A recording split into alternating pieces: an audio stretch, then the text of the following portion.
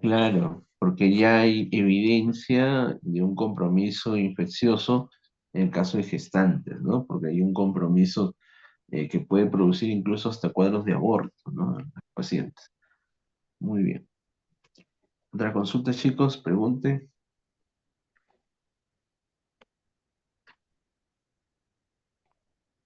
¿Y qué medicamento debemos evitar de acuerdo a las semanas de gestación que tiene la paciente? Porque no es lo mismo tratar o dar una medicación en la primera, segunda o tercer trimestre del embarazo. ¿Qué debemos evitar principalmente? ¿O qué medicamento debemos evitar en pacientes?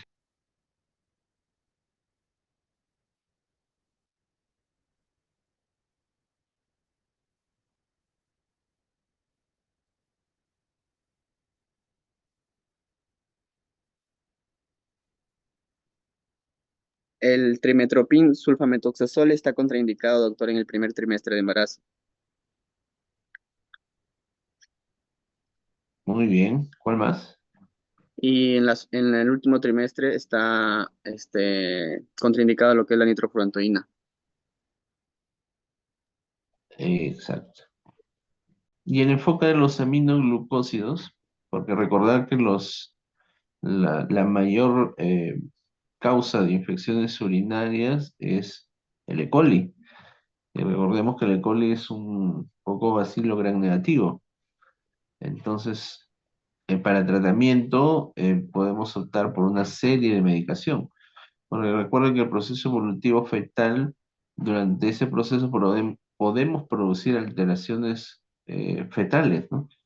Y donde mayor alteración se puede producir esas complicaciones por medicamento es en el primer trimestre del embarazo, ¿no? Entonces debemos evitar mucho de los medicamentos para evitar esas malformaciones fetales, ¿no? Muy bien. Muy bien, chicos, avancemos entonces. Siguiente posición. Muy bien, felicidades.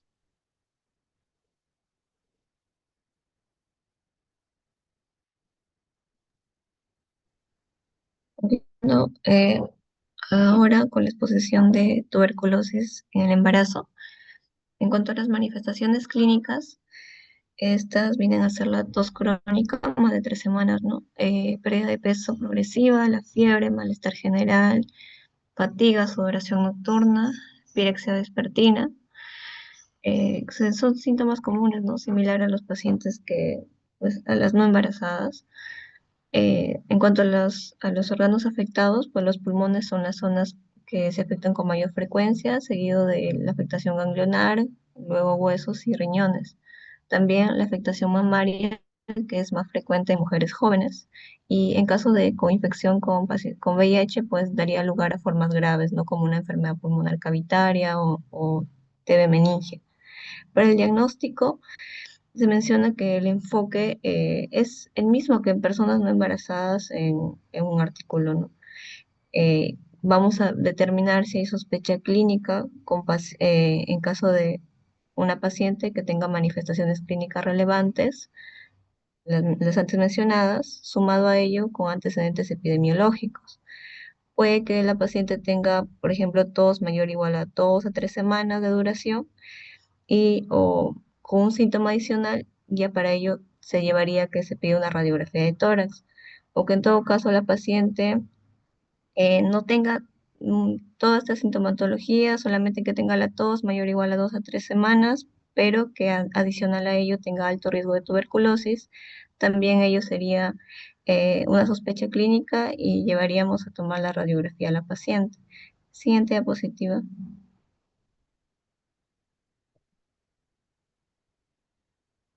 Ya una vez tomada la radiografía, si se encuentra hallazgos sospechosos de tuberculosis como consolidación o una TB miliar, cavernas o el complejo de Gauss, pues se orienta a tomar 3 muestras de esputo para realizar la baciloscopía o el cultivo, ¿no? La baciloscopía, conocida como la piedra angular para el diagnóstico de laboratorio de la tuberculosis en el embarazo, y el cultivo, que se va a realizar en casos de que haya dudas diagnósticas, ¿no? Para ya más o menos orientar el Dime 2 años, tratamiento. fría 2 años. Dura aproximadamente 4 a 6 semanas en salir el resultado. También otras guías mencionan que en una paciente que tiene criterios ya clínicos o sospecha de tuberculosis, se podría realizar de frente la prueba de Mantoux, ¿no? Que va a ser positiva dependiendo del grado de induración. Y también dependiendo el paciente, ¿no? Si la induración es mayor o igual a 5 milímetros en una paciente que tiene VIH, que tiene contacto cercano con paciente con tuberculosis o que es inmunodeprimida, pues sería un resultado positivo. O se requiere una induración mayor o igual a 15 milímetros si es que es una paciente que no tiene factores de riesgo para tuberculosis, ¿no? Siguiente diapositiva.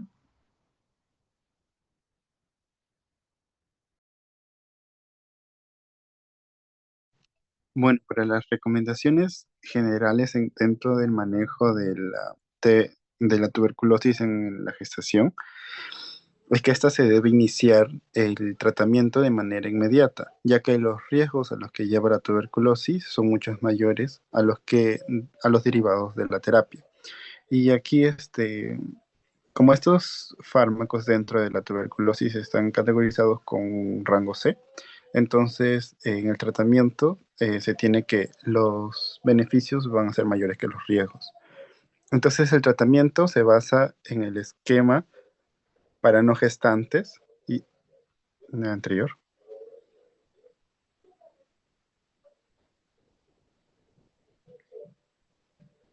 Y en caso se pueda presentar alguna complicación del bienestar materno-fetal, la paciente deberá ser hospitalizada con un tratamiento multidisciplinario. Las radiografías no están contraindicadas como método diagnóstico y el tratamiento se va a establecer de acuerdo a la sensibilidad tanto de isoniazida como rifampicina. Y las recomendaciones en gestación, los medicamentos de primera línea pueden ser usados durante la gestación y durante la lactancia. Se pueden utilizar otros fármacos, pero de acuerdo valorando siempre el riesgo y el beneficio. Se debe evitar los inyectables de primera y segunda línea en el primer trimestre de gestación y en el segundo y tercer trimestre valorar riesgos y beneficios. Y se debe, algunas guías como la de la OMS mencionan que la piridoxina se puede dar durante la gestación, la COG indica que no. Para el manejo de pacientes gestantes con tuberculosis, ya sean multidrogoresistente, se debe indicar el fármaco de segunda línea, de acuerdo al consentimiento informado. Y durante la lactancia no debe ser descontinuada en madres tratadas con fármacos anti-TB. Puede ser directa cuando se recomienda a madres con tuberculosis sensible previa protección con mascarilla, o indirecta, ya una leche materna extraída manualmente, que puede ser en madres con TB multidrogo resistente.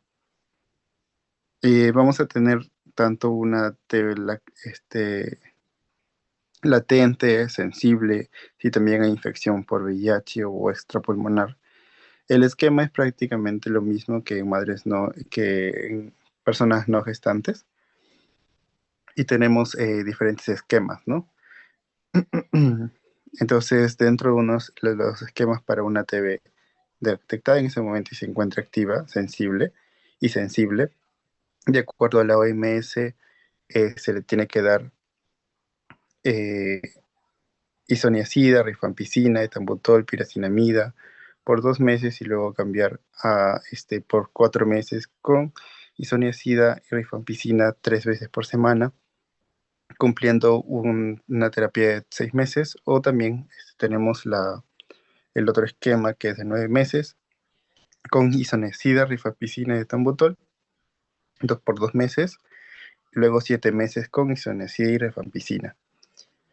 Al igual que lo mismo si la madre tiene una coinfección por VIH, y ya para el tratamiento del esquema por TB extrapulmonar, ya el uso de isoniazida y rifampicina es de 10 meses, ¿no?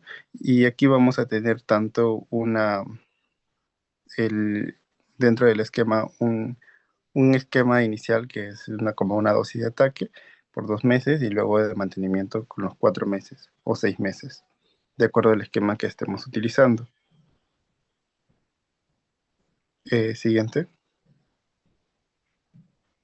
Y dentro de los principales fármacos de primera línea, ¿no? Isoniazida, rifampicina, pirazina, etambutol, estas se encuentran como una categoría C. La isoniazida, el efecto en el feto puede ser toxicidad en el sistema nervioso central, en la madre, hepatitis, malestar general. La rifampicina no muestra efectos en el feto, pero puede presentar hepatitis en la madre. La piracinamida aún no ha sido reportada, por lo tanto, algunas guías no la recomiendan, tan solo porque no han sido reportadas. Y en la madre puede presentar malestar gastrointestinal, etambutol igual no presenta efectos en el feto, pero en la madre puede presentar neuritis retrovulvar o visión borrosa. Bueno, se presenta una paciente de 30 años con 3 gestas. En cuanto al partos 2 a término, 0 pretérmino, 0 abortos, mulas y 2 hijos vivos, con 26 semanas de gestación, procedente de una zona urbana marginal de Chiclayo, que consulta por tos productiva, persistente desde hace 4 semanas, acompañada de fiebre vespertina, sudoración nocturna y pérdida de peso, aproximadamente 4 kilogramos en el último mes. Refiere disnea leve en esfuerzos moderados. Niega hemoptisis, comenta que su pareja fue diagnosticada por tuberculosis pulmonar bacilífera hace 2 meses y no ha completado tratamiento. Acudió inicialmente a posta médica, donde se le indicó antibióticos comunes sin mejoría.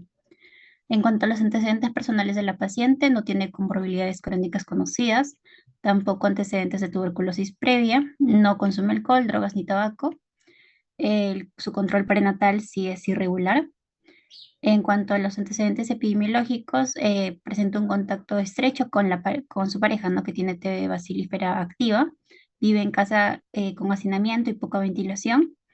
En cuanto a los signos vitales que presenta la paciente, presión arterial 105/65, frecuencia cardíaca 94 latidos por minuto, frecuencia respiratoria de 22 respiraciones por minuto, temperatura de 37.8 grados Celsius y una saturación del 96%. En cuanto al examen físico, la paciente está alerta, adelgazada, de aspecto fatigado, con palidez leve, sin ictericia ni cianosis. En cuanto al aparato pulmonar, hay rales crepitantes finos en vértice derecho.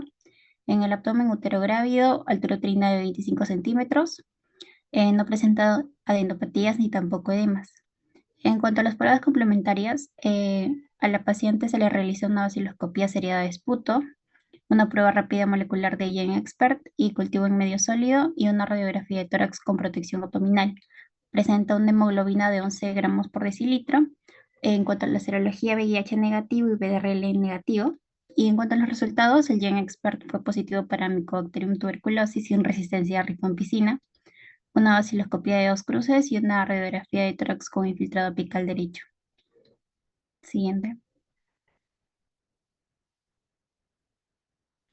En cuanto al plan de manejo materno, en la fase intensiva, el cual va a durar 2 meses, el esquema está descrito con 4 drogas, ¿no? Rifampicina, isoniazida, piracinamida y etambutol. Y también se le agrega la piridoxina, la cual es la vitamina B6, para prevenir en este caso la neuropatía. En cuanto a la fase de continuación, son 4 meses y aquí se utiliza la rifampicina y la isoniazida en la misma dosis. En total son 6 meses de tratamiento y se continúa la gestación con controles obstétricos y de función hepática mensual. Después ya de la evolución obstétrica y en el parto de la paciente, fue un parto vaginal sin complicaciones a las 39 semanas. El recién nacido de sexo masculino con 3.200 gramos de peso, un Apgar 8 de 10 y no presenta signos clínicos de tuberculosis. Y aquí se debe tener en cuenta que el neonato no se debe separar de la madre si la madre recibió al menos 2 semanas de tratamiento, si es que también se encuentra sin síntomas respiratorios intensos. Y en una evaluación inicial se debe observar, ¿no?, la clínica del neonato y solo si es que hay síntomas se le podría realizar una vaciloscopía gástrica y también es opcional si es que es asintomático una radiografía de tórax neonatal. Pero ahora el neonato no presenta ningún signo clínico, por lo cual se inicia terapia preventiva con isoniazida. Eh, También depende a criterio médico si es que también se le agrega la piridoxina y la duración mínima debería de ser de 3 meses. Al finalizar, si es que no presenta síntomas, se suspende el tratamiento y si desarrolla síntomas, se realiza un nuevo estudio para confirmar una TB activa. Siguiente.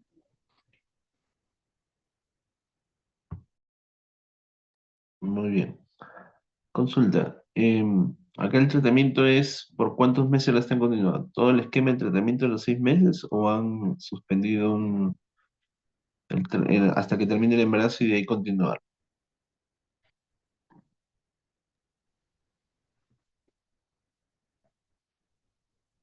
Ah, no, hasta continuar, doctor. Sí, A acabar los 6 meses desde el inicio. sí. Muy bien.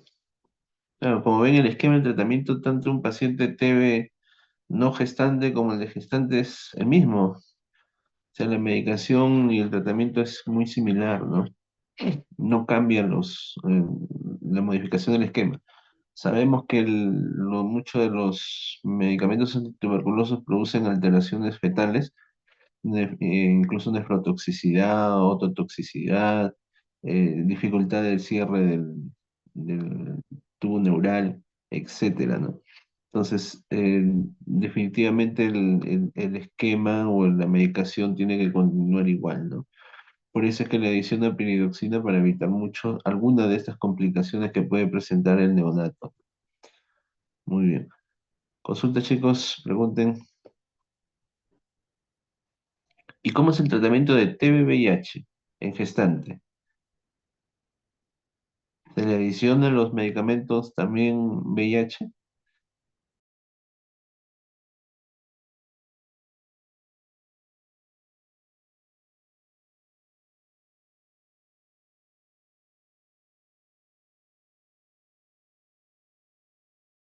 ¿Qué dicen, chicos? Sí, doctor, el esquema era, a ver, ahí lo puse en la diapositiva, era 2 meses era igual el mismo esquema, pero eran por 9 meses, 2 meses con los 4 fármacos principales y luego le daban 7 meses con isoniazida y rifampicina nada más. La dosis de duración no cambia, siempre y cuando sea TB sensible. Ok, sí, es 2 meses más. Ahora, pero va a depender también el tratamiento de la carga viral, ¿no? Que tiene el paciente o su cantidad de CD4 también que tiene el paciente si es un cuadro en fase SIDA o solamente es un contagio, ¿no? Pero sí, efectivamente, son 2 meses más el tratamiento del esquema del paciente con TB, VIH y gestante. Entonces, el tratamiento es con la misma medicación que recibe igualmente, ¿no? Ya cuando el esquema, digamos, es sensible, ya se hace un esquema ya estandarizado, individualizado de acuerdo a la patología del paciente y de acuerdo al tratamiento que le podemos brindar. Muy bien. Muy bien, chicos, felicidades. ¿Qué grupo sigue?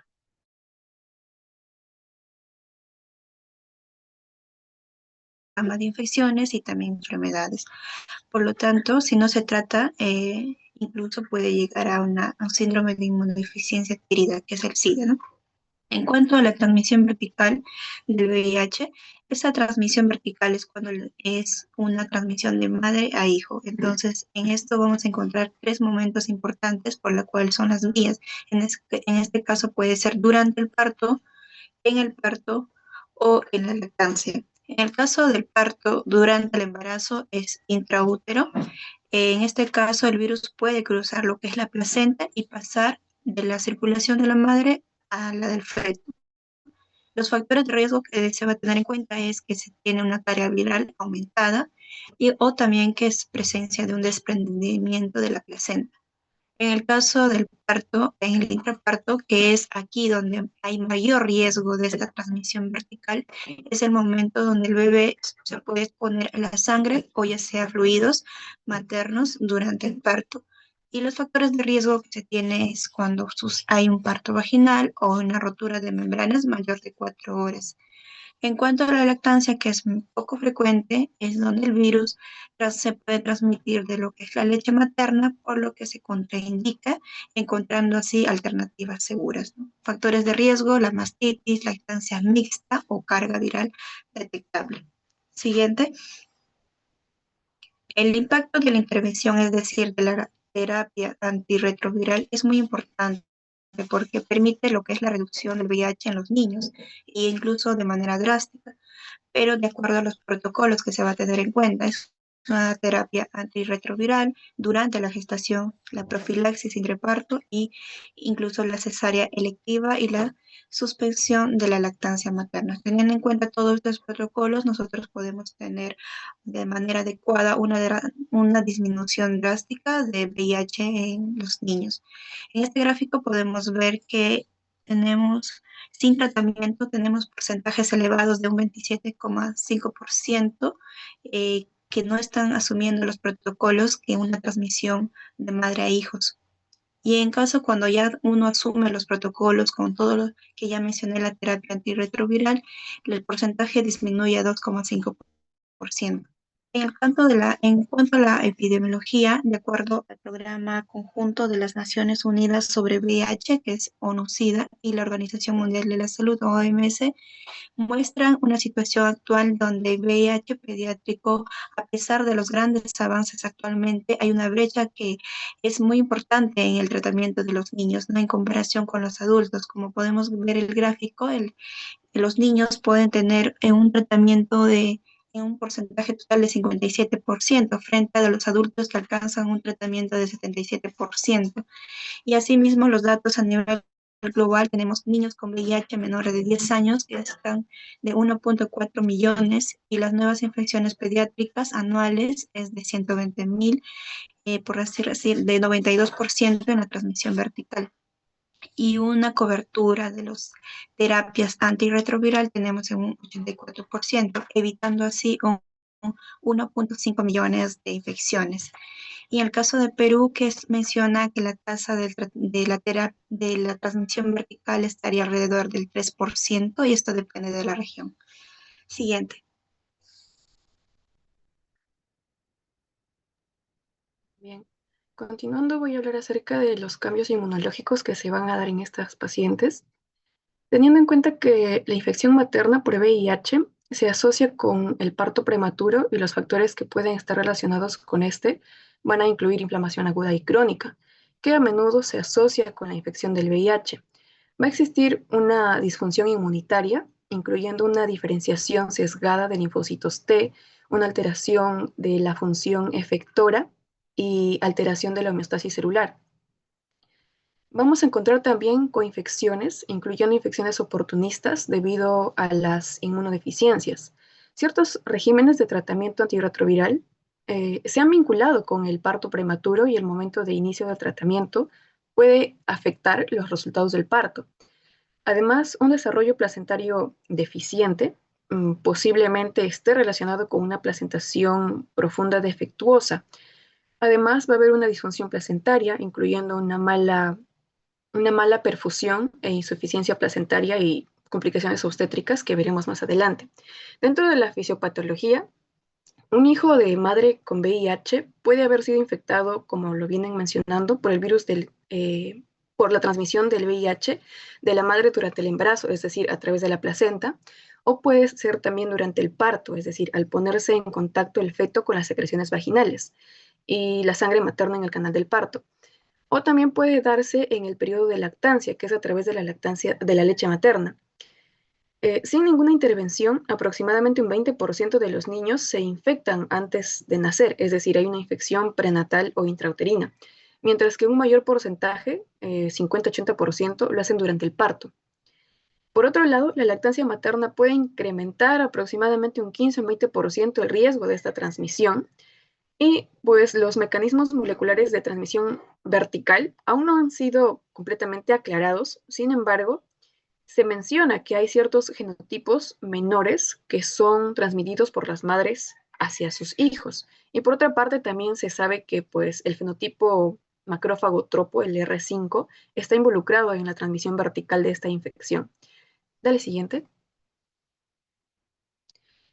Dentro de las complicaciones materno-fetales, debemos tener en cuenta que la infección materna por VIH podría provocar alteraciones inmunitarias en la decidua materna, y esta disfunción inmunitaria podría incrementar el riesgo de parto prematuro en mujeres con VIH. Entonces, dentro de las complicaciones maternas, netamente hablando, tenemos infecciosas, obstétricas y relacionadas al tratamiento antirretroviral. Dentro de las infecciosas están las infecciones oportunistas, si es que no hay un control inmunológico adecuado. También una infección urinaria recurrente, vaginosis bacteriana, y existe un mayor riesgo de tuberculosis. Dentro de las obstétricas está la preeclampsia, especialmente las que están relacionadas con un TAR combinado, es decir, un tratamiento antirretroviral combinado. También está el trabajo de parto pretérmino, hemorragias del tercer trimestre. Hay una mayor tasa de cesáreas por indicaciones médicas y prevención de transmisión vertical. Ahora, dentro de las relacionadas al tratamiento antirretroviral está la toxicidad hepática, la anemia, la resistencia a medicamentos, pueden existir también náuseas, vómitos y la intolerancia. Ahora, dentro de las complicaciones fetales y neonatales, vamos a tener a las perinatales. Estas se van a dar por una transmisión vertical de VIH, es decir, va a haber un riesgo reducido con el tratamiento antirretroviral y una cesárea programada. También vamos a encontrar, bueno, pasando al siguiente, la siguiente diapositiva está el diagnóstico de VIH en la gestante.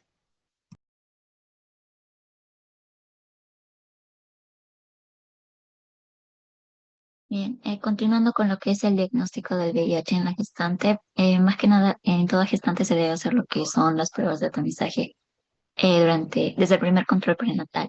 Estas se van a hacer con lo que son la prueba rápida y la prueba de ELISA, que van a detectar lo que son inmunoglobulinas y anticuerpos, así como antígenos, dependiendo de cada generación que exista, por ejemplo, de ELISA.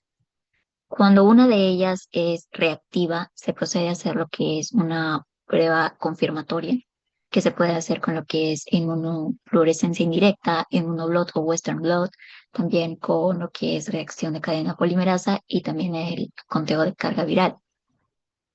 Para establecer el diagnóstico, se necesitan dos pruebas reactivas, dos pruebas rápidas reactivas, o bien una prueba rápida reactiva junto a una prueba confirmatoria. Asimismo, también se debe tamizar a lo que son las parejas, la pareja de la gestante, y en caso de que sea una pareja con infección de VIH positivo, a la gestante también se le hace el tamizaje para descartar si tiene la infección o no. En caso de que la pareja sea VIH positivo y ella no tenga la infección, tenga resultado negativo, se denomina lo que es una pareja discordante o serodiscordante, para lo cual se le va a realizar lo que es un control a los 3 meses. En caso contrario, si no resultase una prueba reactiva a la gestante durante sus controles prenatales, entonces se repite lo que es la prueba rápida durante el último trimestre. Siguiente. Para lo que es el tratamiento antirretroviral, el cual se puede administrar a partir de las 12 semanas de gestación, pero también se tiene que dar lo más antes posible a partir del diagnóstico. Esto va a depender el tratamiento y el esquema dependiendo del escenario en el que se encuentre. Por ejemplo, se encuentran 3 escenarios. En el escenario 1 está una gestante que por primera vez tiene el diagnóstico de la infección por VIH, que se hace durante cada atención prenatal, o bien ya ha tenido el diagnóstico, pero no está recibiendo el tratamiento. El escenario 2 es aquella gestante con infección VIH que tuvo el diagnóstico antes de quedar embarazada y que también estuvo recibiendo su tratamiento antes del embarazo. Este suele ser el mejor de los casos. Y el peor de los casos, el escenario 3, sería una gestante que recién está siendo diagnosticada con la infección por primera vez durante el trabajo de parto. Aquí el esquema de elección que se va a aplicar, sobre todo en el escenario 1 y también en el escenario 3, son antirretrovirales como tenofovir y emtricitabina junto con raltegravir. Se prefieren estos ya que, por ejemplo, efavirenz no sería un esquema de elección ya que es teratógeno durante el primer trimestre. También esquemas alternativos por los que se puede optar en caso de que en caso de que la paciente tenga una tasa de filtración glomerular o una depuración de creatinina menor a 60 mililitros por minuto, se puede optar en vez de tenofovir por lo que es sidobudina y en vez de emtricitabina por lo que es la mibudina, ya que los del esquema de elección suelen tener una excreción renal y por lo tanto están contraindicados en pacientes renales. Asimismo, si existiera lo que es hipersensibilidad al raltegravir, se puede optar también por lo que es el efavirenz, pero ya pasando el primer trimestre. Para el manejo de parto, se va a tener en cuenta lo que es la carga viral. Si tiene menos de 1000 copias que se hayan detectado hasta 4 semanas antes de la fecha probable de parto, entonces es posible de que pueda tener un parto vaginal sin mucho riesgo, sin riesgo de transmitir la carga viral al recién nacido. Asimismo, ya cuando esté entrando en trabajo de parto con una dilatación cervical mayor a 4 centímetros o las membranas amnióticas ya estén rotas, entonces no quedaría más opción que dar el parto por vía vaginal. Sin embargo, si tuviese una carga viral de más de 1000 copias por mililitro o no se tengan los resultados hasta 4 semanas antes de la fecha probable de parto, entonces se tendría que planear lo que es una cesárea.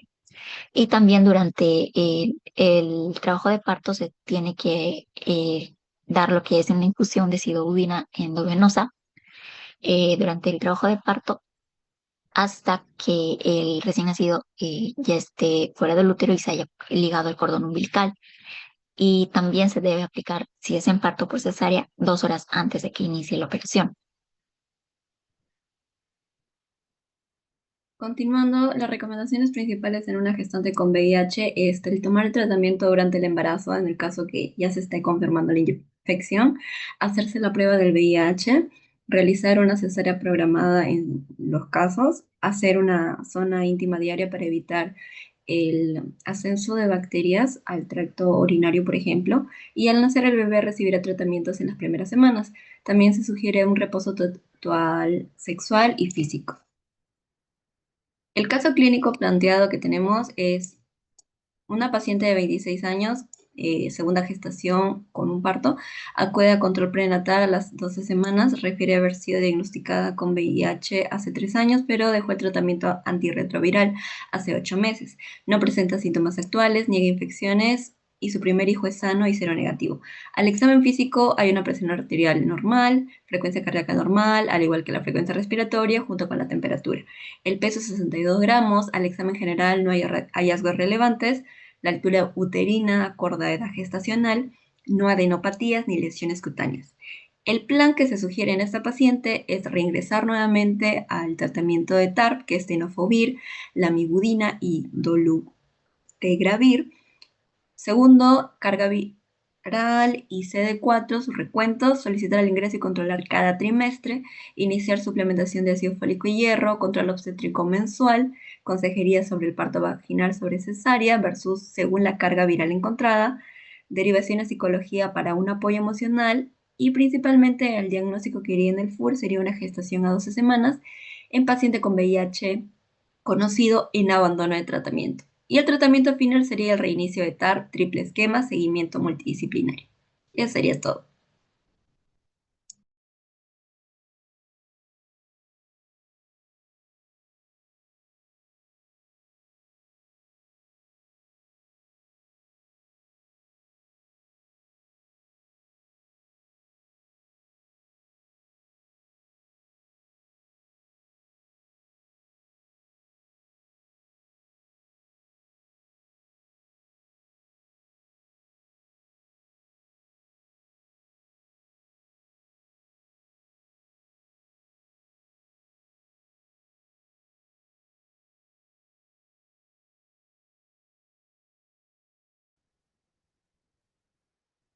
Sí, sí, dale.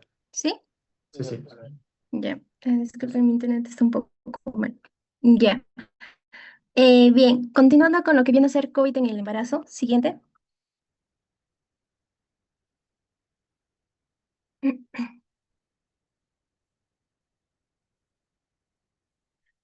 Ya. Bien, como tenemos entendido, lo que viene a ser COVID es una enfermedad contagiosa que es causada principalmente por el virus SARS-CoV-2, que afecta con mayor frecuencia a los pulmones o la vía respiratoria, ¿no? Este puede afectar a cualquier grupo etario, pero las gestantes son las que corren un mayor riesgo de infección por COVID debido a los cambios tanto fisiológicos y mecánicos que presenta durante todo el periodo de la gestación, ¿no? Y van a presentar un mayor riesgo todavía cuando presentan eh, comorbilidades, como se podría mencionar, entre las cuales vamos a tener la edad, la obesidad, la diabetes, la hipertensión y las enfermedades pulmonares, las cuales las van a predisponer a que presenten una infección más grave en relación a la infección con COVID, ¿no? Debido a que ha habido varias gestantes que se han infectado con COVID-19, pero que al no presentar estas comorbilidades lo han pasado de forma asintomática, ¿no? Llegando solo a una infección leve.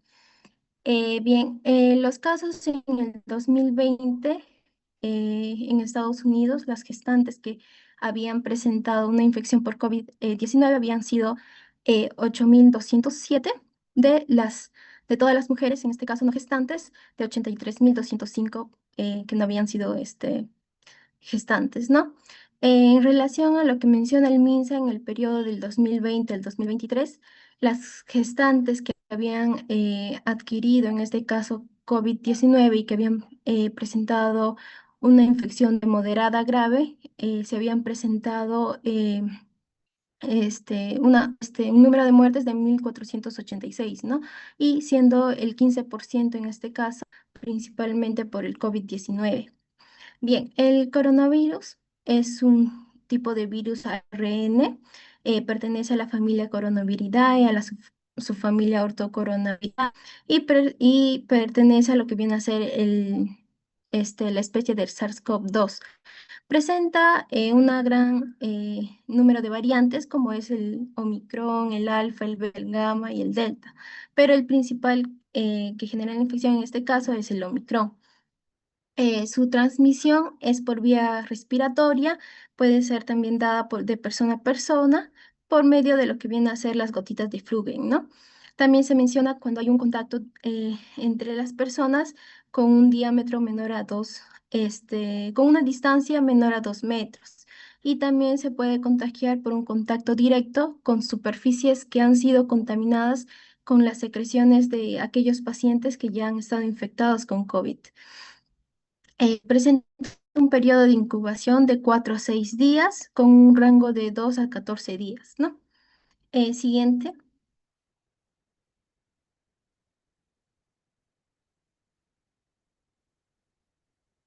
Bien, se menciona que hay una escala de gravedad de COVID-19, en la cual principalmente se considera una enfermedad leve, moderada, grave, pero ha habido circunstancias en las que se ha presentado una crítica, una hipoxémica refractaria o cuando la paciente es asintomática, ¿no? Bien, cuando se menciona que es una enfermedad asintomática, presintomática, o que es presuntiva de presentar COVID-19, un tipo de síntomas en relación al COVID y que sí presenta una prueba positiva del COVID-19. Una enfermedad leve es cuando el paciente va a presentar síntomas de una gripe como la anosmia, pero sin disnea, o se puede asociar la dificultad respiratoria, pero también va a haber un cambio en lo que viene a ser la radiografía de tórax. En una enfermedad moderada, en este caso va a haber una alteración de lo que viene a ser el tracto respiratorio inferior que ha sido diagnosticado en este caso por una exploración clínica ante la presencia de disnea, una neumonía ya que se ha observado en lo que viene a ser la radiografía y también por alteración de los gases sanguíneos, que presenta también la paciente una fiebre de 39 grados, que es refractaria debido a que no suele remitir ante el paracetamol, y que pueda presentar una saturación de oxígeno mayor o igual a 94%. Se va a considerar una enfermedad grave cuando la frecuencia respiratoria es mayor a 30 respiraciones por minuto, presenta una hipoxia con una saturación menor a 94%, o que la paciente también presente una PAFI menor a 300, o que presente una radiografía con compromiso pulmonar mayor al compromiso pulmonar de un 50%. Va a ser una crítica cuando presenta una insuficiencia o disfunción multiorgánica, o un shock o insuficiencia respiratoria, ¿no? Que va a requerir ya una ventilación mecánica o una cánula de alto flujo. Y se va a hablar de lo que viene a ser la hipoxemia refractaria, cuando pese a que se le está dando una oxigenación o una ventilación persistente, que se le está dando de forma apropiada, no hay una mejoría, ¿no? Siguiente. Bien, ahora vamos a ver lo que es la fisiopatología del COVID en la gestación. Primero hay que tener en cuenta ciertos aspectos, que durante la gestación va a haber cambios tanto mecánicos como hormonales. En los mecánicos principalmente se destaca el ascenso del diafragma debido al durante la gestación. Esto va a ir generando de forma progresiva una restricción tanto de la expansibilidad pulmonar, como también va a generar una incapacidad de eliminar las secreciones. Por otro lado, también va a haber un aumento de lo que viene a ser la demanda del oxígeno, por lo cual la gestante va a tener una florida sintomatología cuando la afectación es a nivel pulmonar. Por otro lado, dentro de los factores hormonales, vamos a ver que durante la gestación va a haber una variación de lo que vienen a ser las hormonas, ¿no? Entonces va a haber un aumento de estrógenos y progesterona, los cuales van a ir generando en sí un aumento o una variación de lo que viene a ser la respuesta inmunitaria. Entonces, se menciona que durante el primer trimestre la mujer va a entrar a un estado antiinflamatorio, y esto es debido a la acción de la progesterona, la cual va a generar que se liberen sustancias antiinflamatorias, las cuales van a facultar a que no se rechace al feto. Entonces, todas estas sustancias antiinflamatorias van a permitir que se dé una buena implantación, ¿no? Entonces, por este lado, va a haber un factor protector, por así decirlo, con lo que respecta a un aumento de una cascada inflamatoria, ¿no? Pero ya durante el segundo a tercer trimestre va a cambiar el estado de la mamá, y se va a generar un estado proinflamatorio, lo cual en sí se va a dar también un cambio de la población de los linfocitos. Entonces va a haber un cambio de los linfocitos T, CD4 de tipo 1 van a variar a un tipo de linfocito T2. Va a haber una disminución de las células natural killers, a su vez va a haber una disminución de las células dendríticas. Y todo esto va a favorecer, con la finalidad de favorecer tanto el crecimiento fetal como también una preparación ante el parto, ¿no?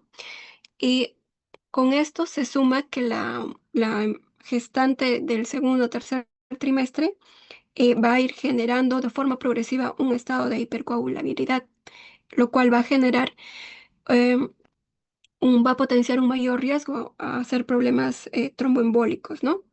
Ahora, en cuanto a la infección en sí de la gestante, puede darse durante el primer, segundo, tercer trimestre de forma independiente, pero estos estados ya mencionados van a influir en la gravedad, o van a em, determinar cierto riesgo mucho mayor en las gestantes de segundo y tercer trimestre. Ahora, como lo había mencionado mi compañera, el modo de contagio es como el resto de la población.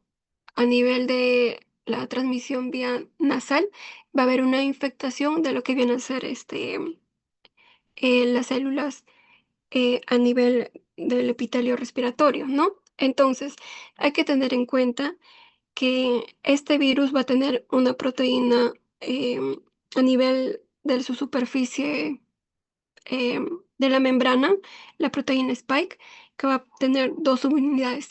La primera subunidad va a permitir que haya un mayor anclaje a lo que viene a ser a la enzima convertidora de angiotensina 2, que va a estar secretada por diversos tejidos, a nivel del neumocito tipo 2, a nivel del epitelio del esófago, a nivel de los enterocitos. Pero debido a que a nivel de los neumocitos tipo 2 va a tener una alta afinidad y una mayor proporción de liberación de estas enzimas, va a tener una afinidad más o menos de 10 a 20 veces mayor en comparación de las demás estructuras.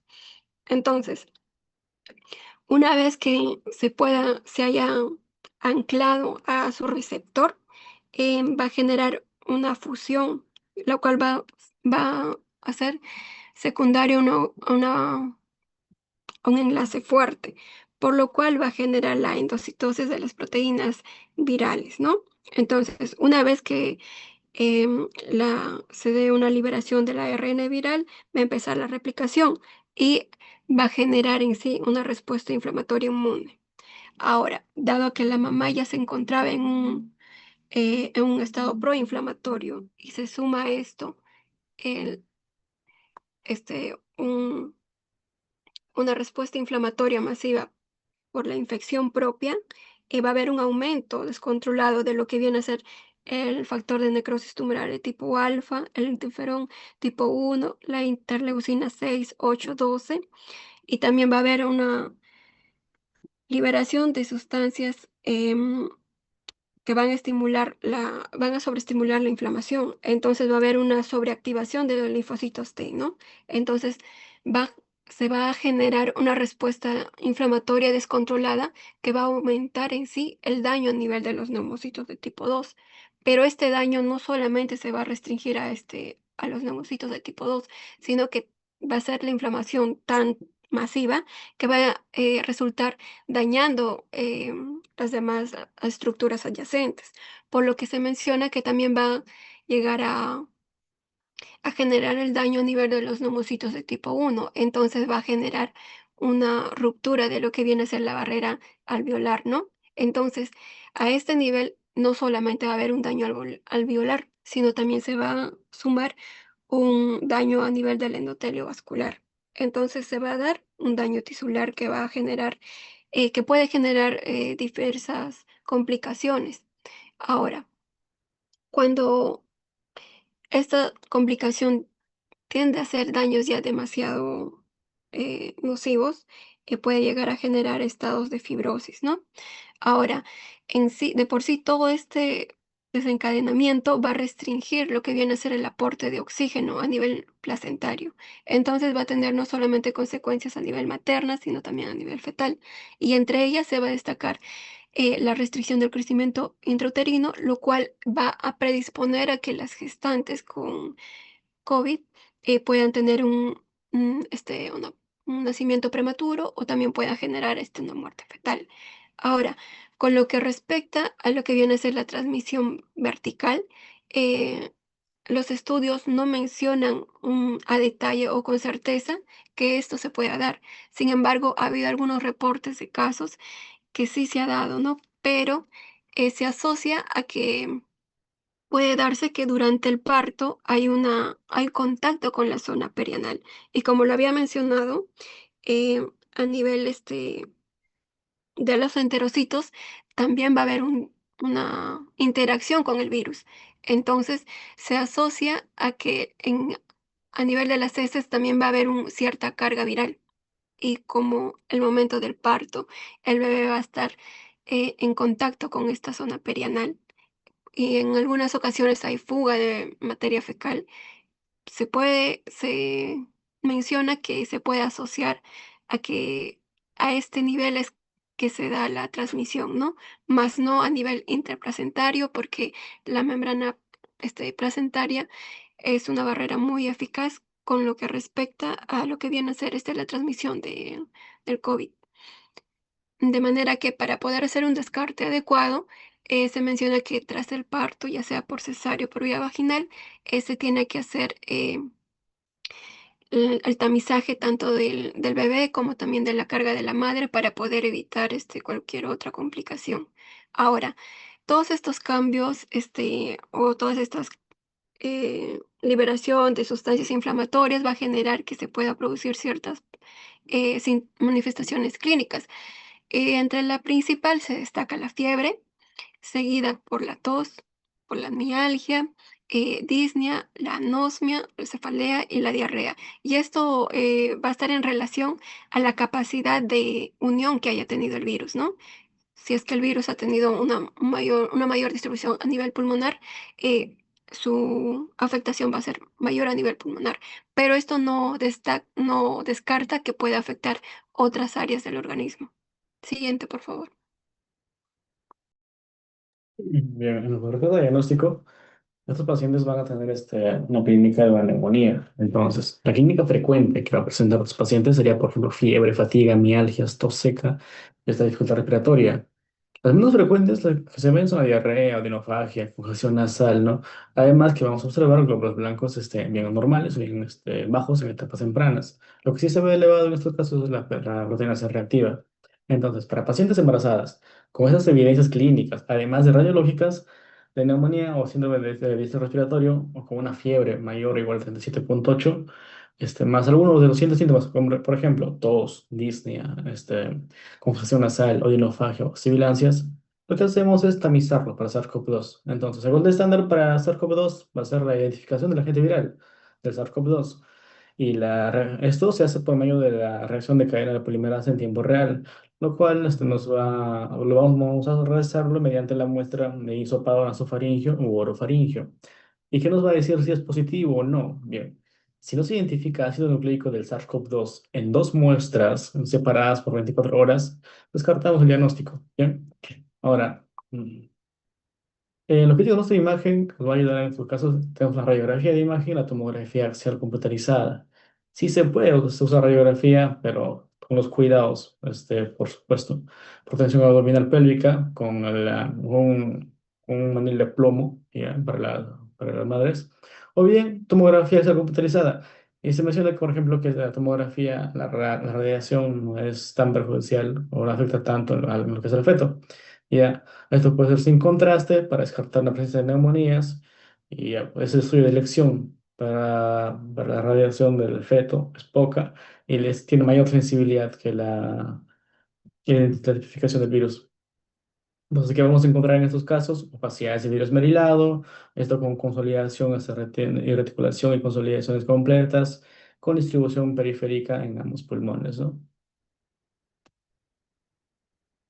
Ahora, con respecto al tratamiento, vamos a tener aquellas gestantes que presentan una infección leve, ¿no? Aquí se puede realizar lo que son medidas generales, como el reposo, recomendar una hidratación adecuada, como el control de la temperatura. En caso de aumento de la temperatura corporal, se puede usar el uso de antipiréticos, como es el paracetamol, máximo 1 gramo cada 6 horas. Y también se va a recomendar lo que es el aislamiento domiciliario, ¿no? Con respecto a la termoprofilaxis, se recomienda el uso de heparina de bajo peso molecular en aquellos casos confirmados y que van a cumplir con ciertos factores de riesgo que más adelante lo voy a explicar. Luego tenemos que la paciente también debe estar pendiente a ciertos signos o síntomas que puedan hacer que la paciente acude a urgencias, como es la dificultad respiratoria y la fiebre alta que sea persistente o resistente anti los antitérmicos, ¿no?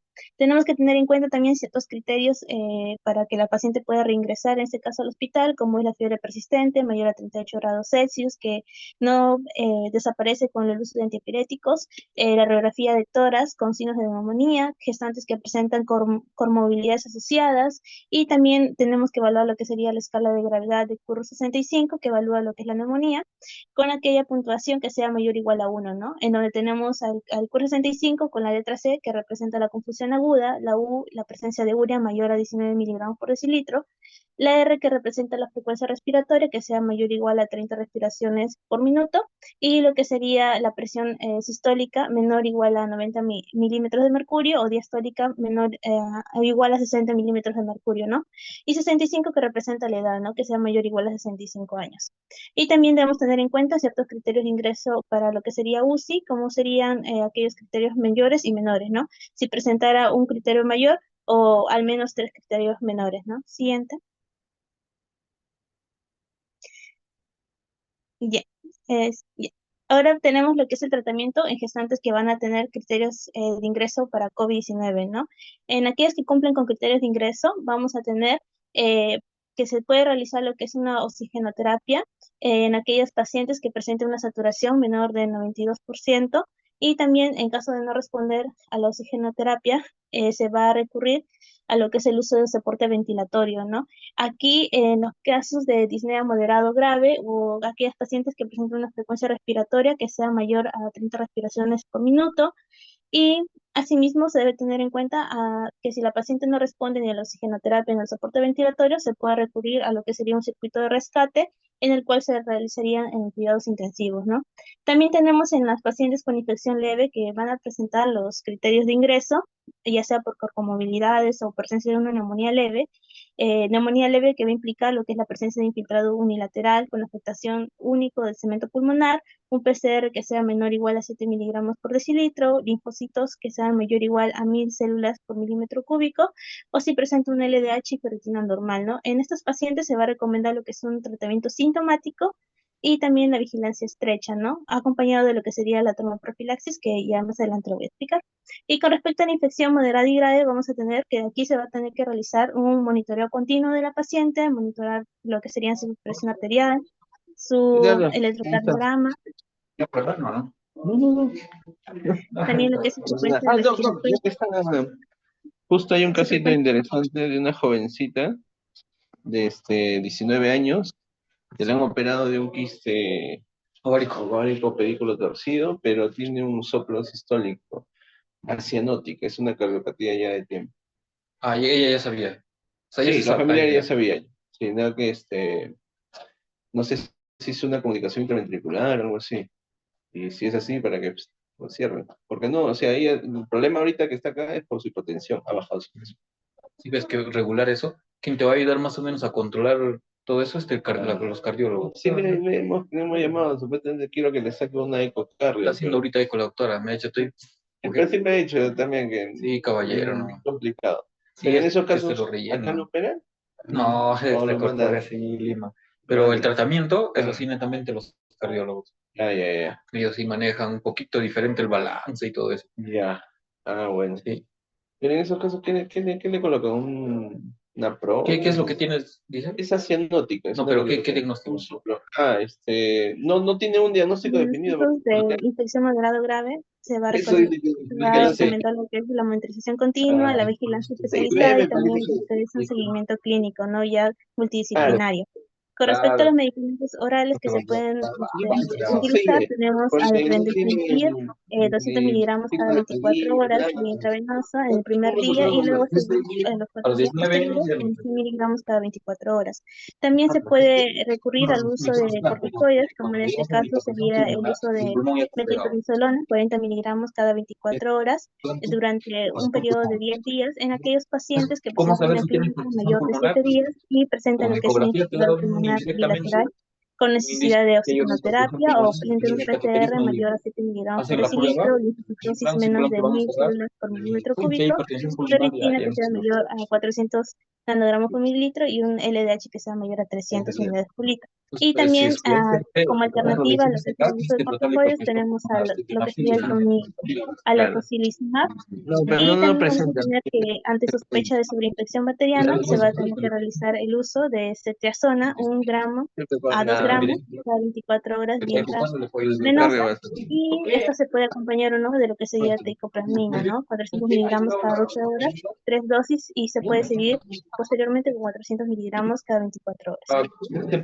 Y posteriormente también se puede realizar una traumoprofilaxis en todas las pacientes, ¿no? Que se encuentren en infección. Con respecto a la traumoprofilaxis, vamos a tener en la gestación y en lo que sería el parto, ¿no?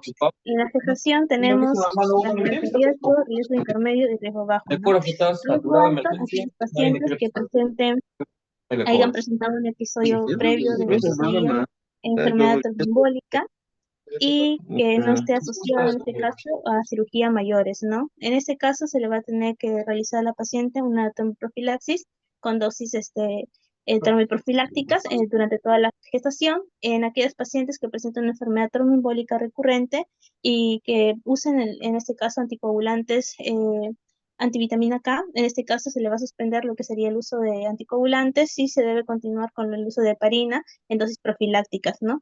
Estas dosis van a ser altas y terapéuticas durante toda la gestación y también aquellos pacientes que presenten trombofilia de alto riesgo sin enfermedad tromboembólica previa o con o sin historia familiar de esta enfermedad no provocada, va a tener que también recibir lo que sería la heparina en dosis profilácticas, ¿no? Con respecto al riesgo intermedio, vamos a tener aquellas que han sido ingresadas a lo que es el ámbito hospitalario, aquellas que han presentado un único episodio de enfermedad tromboembólica, pero está relacionada a una cirugía mayor, aquellas que presentan como comorbilidades médicas asociadas o cualquiera que hayan presentado lo que es una intervención quirúrgica durante el embarazo y en este caso también en aquellas que hayan presentado lo que es el síndrome de hiperestimulación ovárica, ¿no? Aquí lo que se va a considerar es el inicio de una termoprofilaxis en dosis profiláctica, ¿no?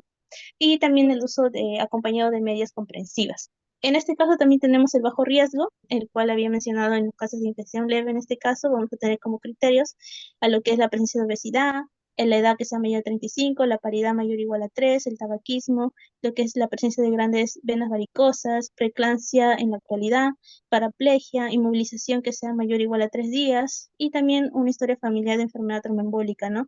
No provocada, relacionado en este caso con estrógenos y que se presenten en familiares de primer grado, ¿no? También aquella trombofilia de bajo peso, de bajo riesgo, y también vamos a tener en cuenta a aquellas pacientes que sean gestantes, presenten una gestación múltiple, ¿no?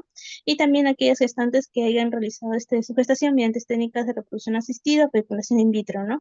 Y aquella infección por COVID-19 que sea mayor a 4 semanas. Aquí vamos a tener que considerar que si se tiene mayor o igual a 4 factores de riesgo, se debe iniciar lo que es la heparina de bajo peso molecular en dosis profilácticas durante toda la gestación y también acompañado del uso de medidas comprensivas. Y si es menor o igual a estos factores, de 3 factores de riesgo, se va a recomendar lo que es la movilización y evitar lo que es la deshidratación. Y en el caso ya de las pacientes en el posparto, vamos a tener también de la misma forma pacientes de alto riesgo, intermedio y bajo riesgo, ¿no? Siguiente. Y al siguiente tenemos lo que es un resumen en lo que sería la infección asintomática y la infección leve de pacientes con COVID, en este caso, aquellas que no van a requerir, no tienen criterios para ingreso hospitalario, vamos a tener que se le puede dar de forma profiláctica durante 10 días en aquellas que sean menores de 28 semanas de gestación y que cumplan mayor o igual a 4 factores de riesgo. Y también tenemos mayor o igual a 28 semanas de gestación que cumplan al menos 3 o más factores de riesgo, ¿no? Y también tenemos aquellas gestantes que han sido ingresadas ya por una causa obstétrica y no por una complicación del COVID. En este caso también se le va a dar lo que es una termoprofilaxis durante un periodo de 10 días, ¿no? Y en el puerperio también se le considera el inicio en aquellas pacientes que han sido infectadas en menos de 4 semanas. En este caso se va a recomendar lo que es a 10 días del posparto que cumplan con 2 factores de riesgo, el inicio de la termoprofilaxis y un periodo de 6 semanas posparto si presentan mayor o igual a 2 factores de riesgo, ¿no? De la misma forma, tenemos en la infección moderada y grave, vamos a tener a las gestantes que presentan menos de 4 factores de riesgo, vamos a tener que a ella se le va a dar una termoprofilaxis por 30 días y en las gestantes que sean mayor o igual a 4 factores de riesgo, vamos a tener que aquí se va a dar durante toda la gestación y 6 semanas posparto, ¿no? Y por último tenemos lo que sería el puerperio. Aquí también vamos a tener la infección que ha iniciado hace menos de 4 semanas. También se le va a dar una termoprofilaxis, pero aquí vamos a tener que van a ser a dosis ampliada, ¿no? Y como podemos observar en el otro cuadrito, tenemos lo que serían las dosis y lo que sería la heparina de bajo peso molecular, ¿no? Como la enoxaparina, la delteparina y lo que sería la tisaparina, ¿no? Con sus respectivas dosis profiláctica, que va a ir de acuerdo al peso, que va de 50 a 90, menores de 50 kilos y mayores de 90 kilos, y también aquella dosis ampliada y lo que sería la dosis terapéutica. Siguiente. Bien, para acabar con el gesto clínico, nos menciona una paciente de 30 años de edad con 32 semanas de gestación que ingresa a emergencia obstétrica al hospital por presentar 7 días de fiebre, disney y tos, ¿no? Y refiere a un familiar cerca que tenía síntomas respiratorios. Tu paciente no presenta alteraciones en el embarazo, por lo que es derivado al área de triaje respiratorio en emergencia general, donde se le toma una muestra de hisopado nasofaríngeo, o sea, para sacarle la muestra, y viene en la clínica del paciente. Al ingreso viene con su fiebre, ¿no? La fiebre 38,5, la frecuencia respiratoria elevada, tiene 24 por minuto, una saturación del 90%, y el examen físico encontramos congestión orofaringe, crepitantes en ambas bases de tórax, ¿no? Solicitamos exámenes auxiliares, radiografía, tórax y con protección fetal, obviamente, y tomografía, claro. Entonces, encontramos acá que el paciente de hipoxémica, proteína C reactiva elevada, lo que mencionamos al principio, anemia, linfopenia, ¿no? En pruebas moleculares, la paciente da positivo para SARS-CoV-2. Entonces, ¿cómo tenemos este diagnóstico? A la radiografía de tórax, bueno, un infiltrado alveolo intersticial, a nivel basal, de ambos campos pulmonares. En la tánica encontramos opacidades de vidrio esmerilado, como mencioné en un principio, ¿no? Y eso es Ya, consolidado. ya. Ahorita en un ratito le entrego todos los documentos, ¿no? Entonces, para el manejo terapéutico, iniciamos un antibiótico, tetracyclina venosa, oxígeno por cánula binasal, esto a 5 litros por minuto. Y con esto la saturación recupera un 97% y para estómago oral también, claro. 2 días después del ingreso, en la paciente presenta dificultad respiratoria, su frecuencia respiratoria aumenta, la saturación baja otra vez. Acá se acompaña con dolor. 12 horas después se realiza la cesárea de emergencia con anestesia raquídea, ¿no? Y en el postoperatorio, el dolor pélvico moderado, escaso sangrado vaginal, saturación sigue bajo, pero está en UCI, no recibió oxigenoterapia por cánula de alto flujo y no requirió ventilación mecánica. Presentó anemia, sí, postcesárea y mejoró con transfusión de 2 unidades. Y bueno, su evolución fue favorable. Se trasladó a la hospitalización, donde se completó el tratamiento antibiótico sin suplemento de oxígeno. Y sería todo. Gracias.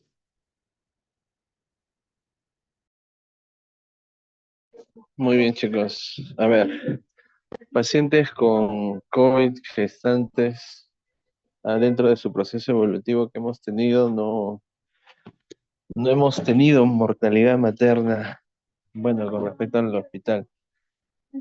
Sí hemos tenido casos de pacientes que presentan cuadros de COVID, pero, y en todos los trimestres del embarazo, los pacientes que presentaban COVID en el primer trimestre del embarazo, el apoyo era más que todo sintomático. No ha habido casos, creo que tuvimos un caso grave, pero los demás han sido mayormente leves. Con la oxigenoterapia y el tratamiento sintomático revertían bien.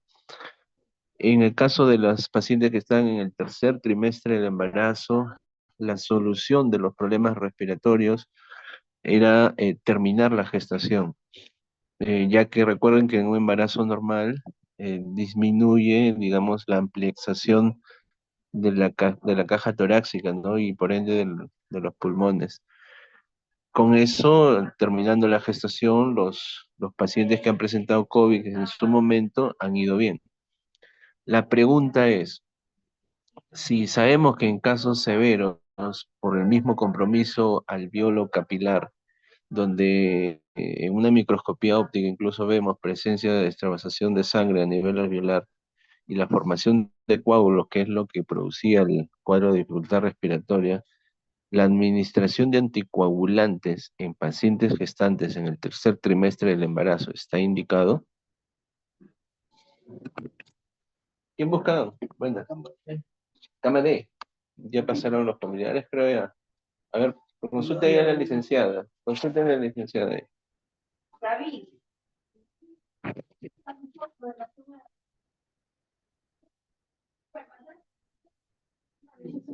¿Qué dice el protocolo? ¿Le damos anticoagulantes o no?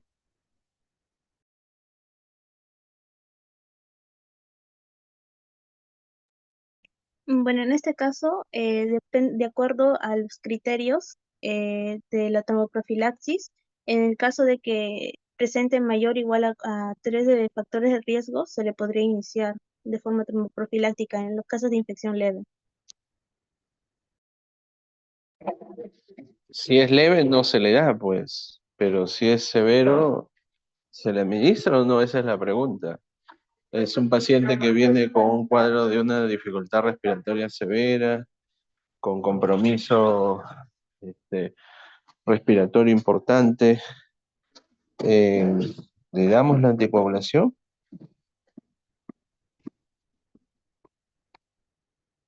¿Qué dice ahí su guía? En el caso de COVID grave, ¿no?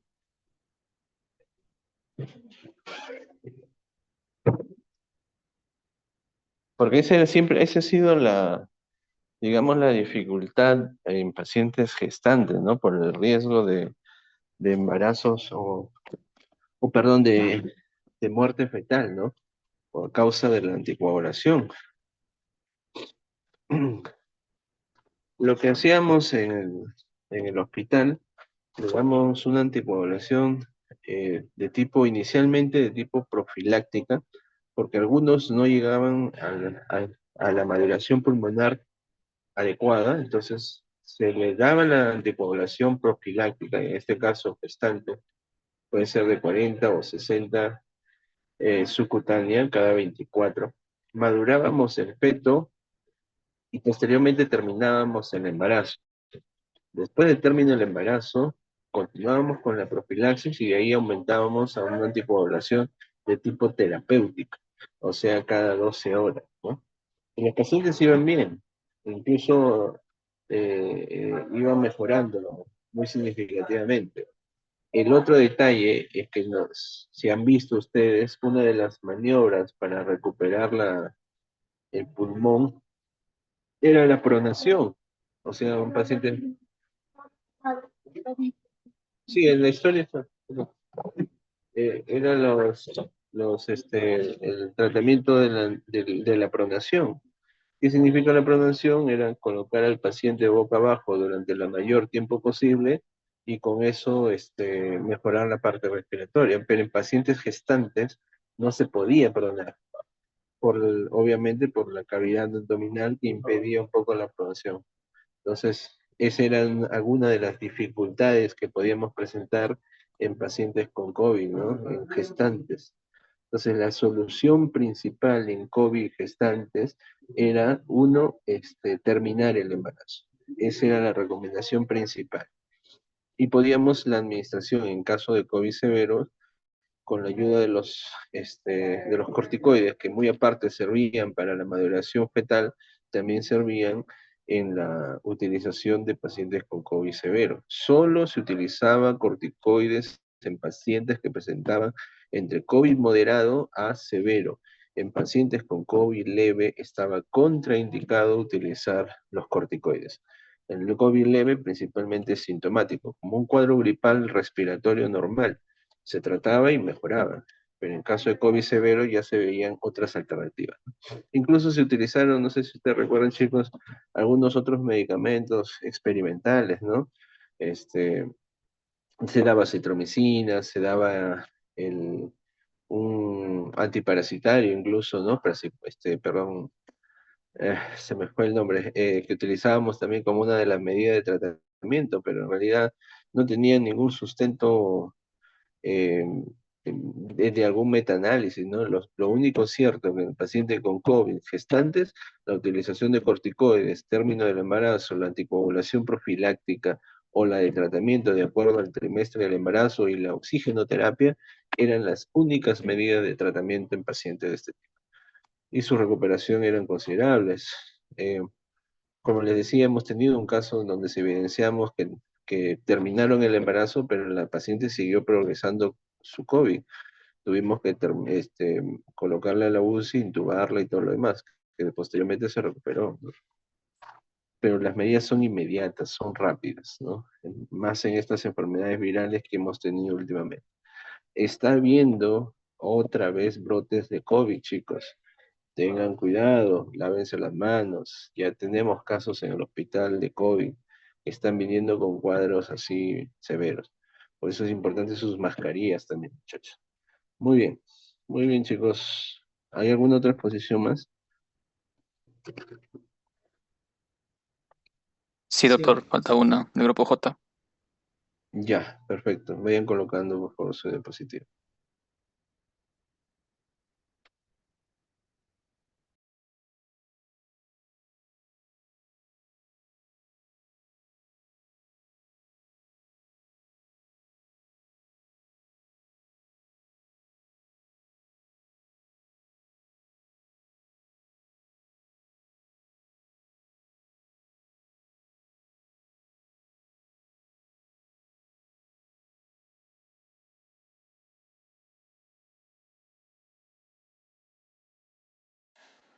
Vale, doctor compañeros, este es el tema de ruptura prematura de membranas.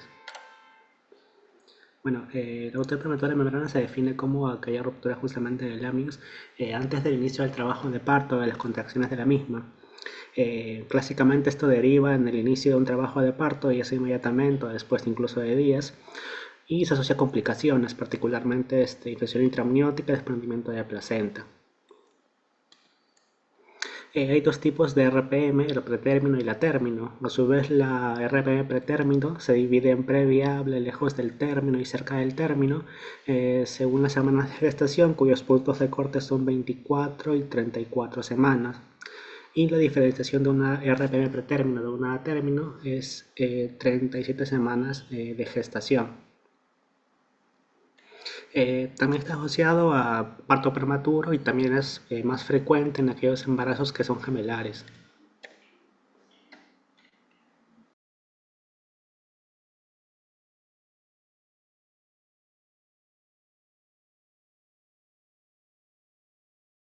Factores de riesgo de RPM, tenemos que los factores de riesgo, tenemos desde el bajo peso al bajo peso materno, ¿no? Vemos ahí un MC 19.8.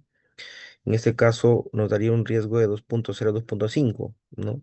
Tenemos que el IMC se va a asociar con la deficiencia nutricional y la debilidad de membranas, uno de los factores importantes también para poder determinar como factor de riesgo un RPM. Tenemos también lo que tiene que ver con concerniente al embarazo, ¿no? Por ejemplo, ¿no? Polidramnios, ¿no? Que el exceso de líquido, lo que va a generar en este caso el estiramiento y la debilitación de las membranas por el aumento de presiones también. También las infecciones intrauterinas, ¿no? O la vaginosis bacteriana que puede haber, algún tipo de hemorragias, o también lo que a veces es comúnmente pueden llegar a emergencia, ¿no? Por traumatismos. Pacientes que por estrés mecánico de haber un traumatismo inducen a una presión eh, dentro del útero, que puede haber también una ruptura de membranas.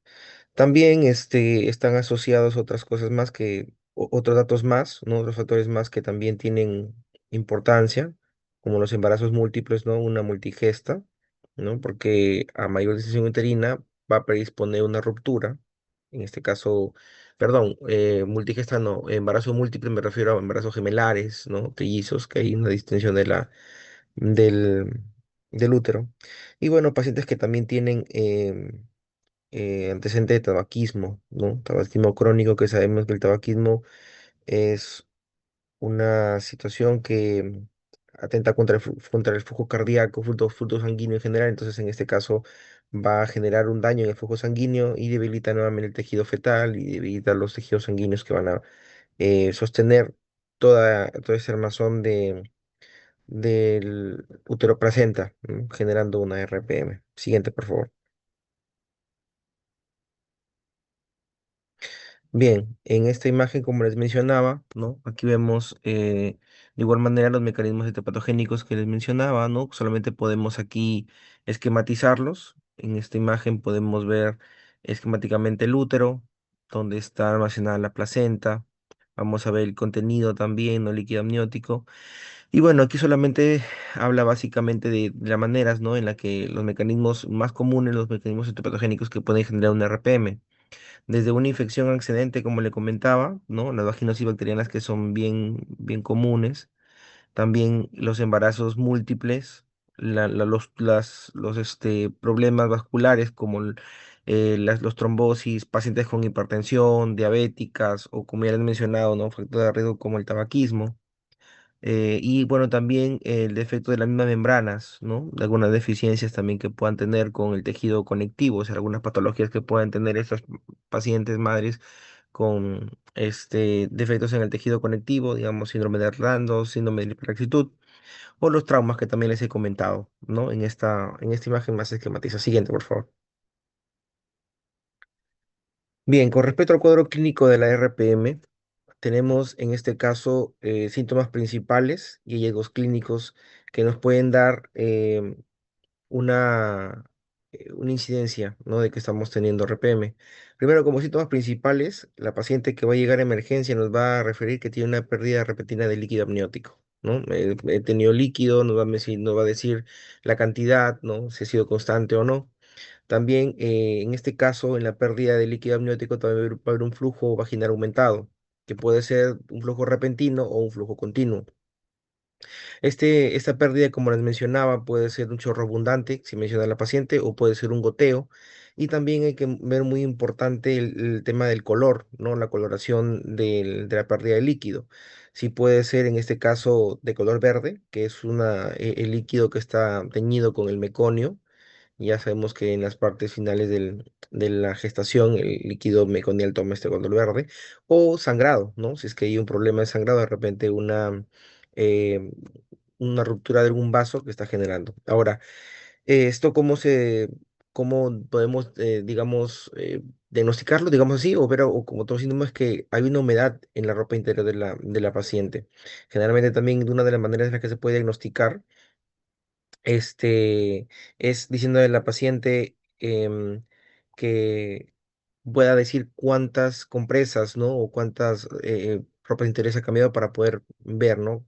Cuánto es más o menos la cantidad de de líquido que está perdiendo.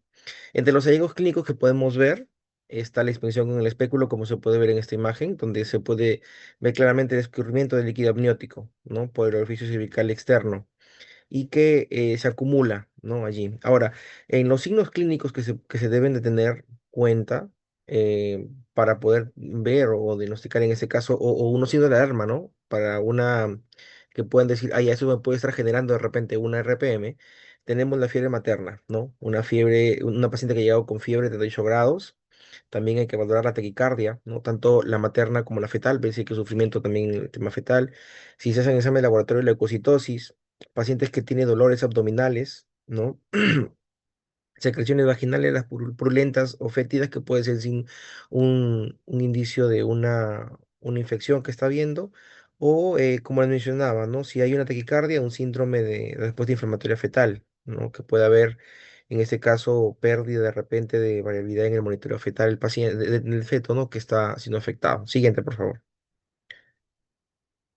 En el diagnóstico de la RPM tenemos básicamente 5 pruebas, de las cuales estas se van a combinar, ¿no? Para poder, con una buena historia clínica y un examen físico, para poder determinar si es que la paciente está teniendo una RPM en este momento o está siendo ingresada por RPM.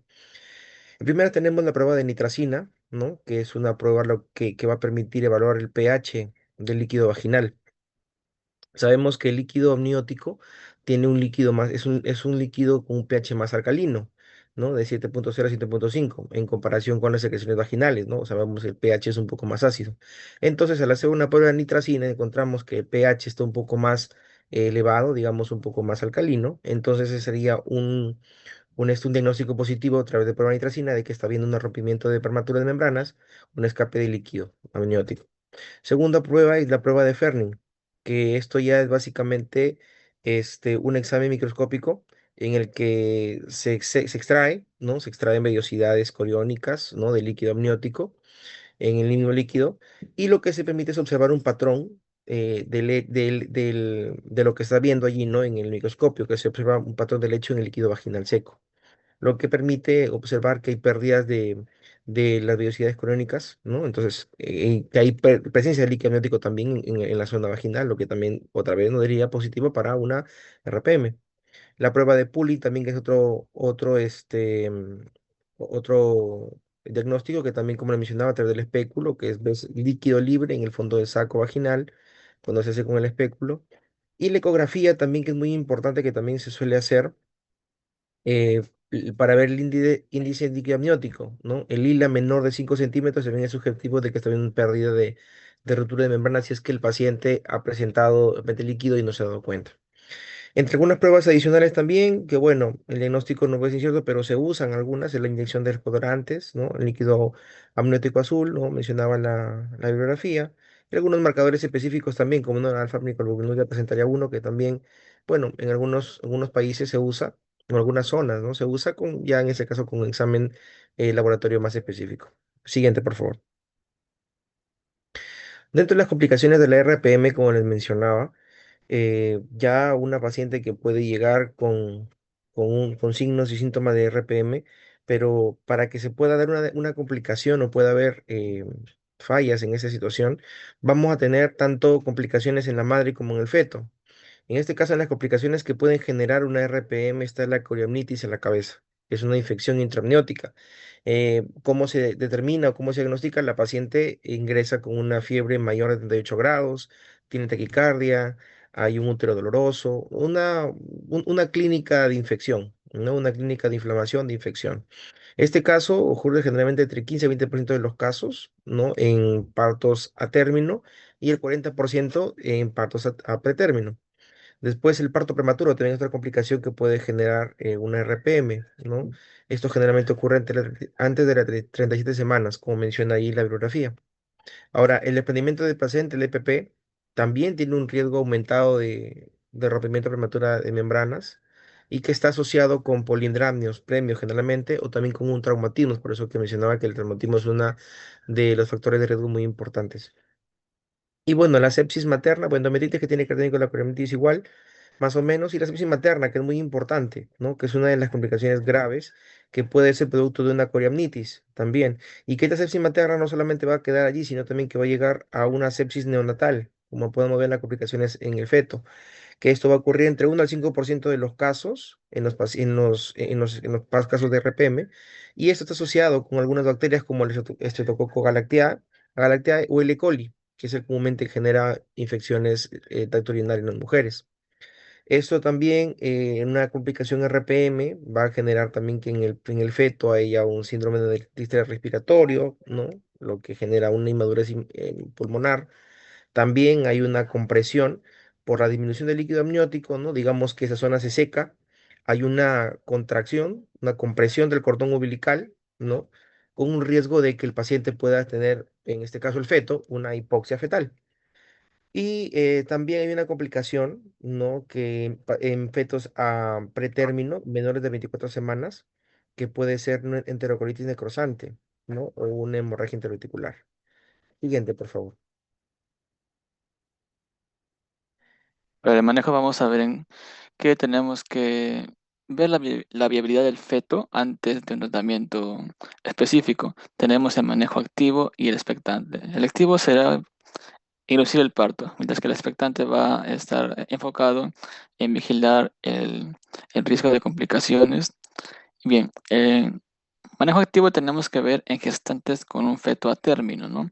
Donde se debe inducir el parto porque este mismo o es espontáneo o va a estar o va a ocurrir a las 12 o 24 horas. Todo esto para poder disminuir las complicaciones como prolapso del cordón umbilical, desprendimiento de placenta, una infección intraamniótica o una sepsis neonatal, ¿no? Todo lo que tenemos que tener en cuenta está en el cuadro de la derecha y también se debe considerar una profilaxis antibiótica, ¿no? Eh, siempre y cuando sea mayor a 12 horas, ¿no? Antes no es necesario. Pues bien, para las gestantes que están con una amenaza de parto pretérmino tardía, ¿no? La semana 34 y 37, pues tenemos que ver, pues, también podemos darle un manejo activo, ¿no? Como anteriormente se mencionó, con los mismos criterios, igualmente, ¿no? O también podemos ver el riesgo-beneficio de considerar un manejo expectante para poder darle al feto una mayor maduración si es que lo necesita y ver cómo va su evolución. Tal vez no está todavía apto para poder nacer o sí. Eso depende de las pruebas de bienestar fetal, ¿no? Siguiente. Ahora sí, para poder ver a las RPM, ¿no? De gestantes entre la semana 24 y 34, tenemos que tener en cuenta los factores a considerar, como edad gestacional, ¿no? La que ya mencioné, presencia o ausencia de una infección materna fetal, presencia de ausencia de trabajo de parto, la presentación, el bienestar fetal, el estado cervical, la expectativa de madurez pulmonar fetal, ¿no? Como está actualmente. Y con todo esto relacionado podemos recién ver a la clínica y el tratamiento del feto, ¿no? Tenemos que darle en en esta semana, sí o sí, pues su corticoterapia para modular ese pulmoncito, ¿no? ¿Con qué? Con betamethasona de 12 miligramos intramuscular cada día por 2 dosis y, bueno, o mejor dicho, 1 de 2, dexametasona 6 miligramos intramuscular cada 12 horas por 4 dosis, ¿no? Bien, también podemos darle sulfato de magnesio para una neuroprotección fetal cuando es prematuro, como es en este caso, con 4 o 6 gramos de sulfato de magnesio intravenoso en 20 minutos seguidos de 1 a 2 gramos por hora. Y también, como siempre, su antibiótico terapia, en este caso para tratar y prevenir la infección intermiótica, ¿no? Como lo pueden ser las corioamionitis. Aquí se mencionan varios esquemas de antibióticos, sin embargo, en este caso se menciona pues la ampicilina más eritromicina eh, endovenosa, ¿no? Con la dosis que ven en pantalla, ¿no? Cada 6 horas por 48 horas. Es un esquema variable porque algunos ponen amoxicilina, aunque este no se recomienda por el riesgo de enterocolitis necrotizante. Sin embargo, actualmente se recomienda la ceftriaxona más la eritromicina más metronidazol para un mayor espectro, ¿no? Pues bien, y los tocolíticos se recomiendan controversialmente porque pueden prolongar la latencia de la estancia para bien, pero también pueden aumentar la probabilidad de infecciones. Siguiente. Para una gestante de menos de la semana 24, podemos ver aquí el riesgo-beneficio de la sobrevida del feto, ¿no? Si es que es mejor continuar o no continuar con el embarazo, ¿no? Tenemos que hablar con la paciente y explicarle aquellos beneficios y riesgos que está en esa situación, por lo que se tiene que hospitalizar a la paciente, controlar su vitalidad fetal, descartar trabajo de parto, ecografía, su hemograma, PCR, cimiento urinario y todos los exámenes que se puedan hacer. Y eso sí, no usar tocolíticos en este caso, para mantenerla hospitalizada, ¿no? Hacer trabajo de parto, salvo pues haya una corioamnionitis, trabajo de parto, una malformación incompatible con la vida, ¿no? Un óbito fetal, ¿no?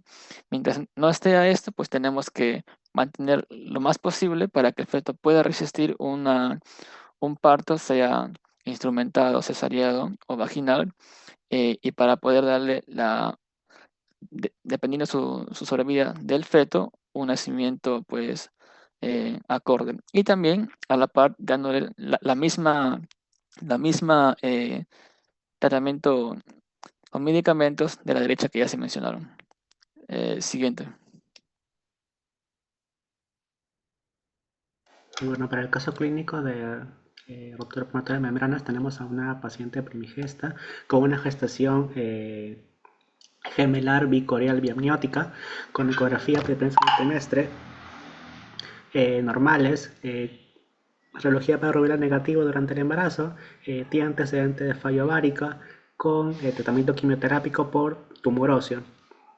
Bueno, es una mujer de 40 años, al ingreso tiene 22 y un día, semana de gestación, afebril, sin dolor abdominal, sin sangrado, con escaso flujo vaginal transparente en la exploración, el cual se cultiva y sale positivo para Gardnerella vaginalis. Por el contrario, los cultivos de vagina y recto salen negativos. En la evaluación de la cardiotocografía no se muestra dinámica uterina y no hay datos inflamatorios durante la estancia de la paciente. Sedimentos de orina negativos. En la ecografía se muestra la protrusión de la bolsa amniótica con pie de primer gemelo en su interior. Y en el segundo feto hay observaciones que sugieren que hay una rotura de membrana para el segundo feto. Ambos están con presentación podálica. En el laboratorio, la bioquímica sale positiva para sugerir una RPM. Tiene una anemia, la paciente presenta anemia y no hay signos de inflamación.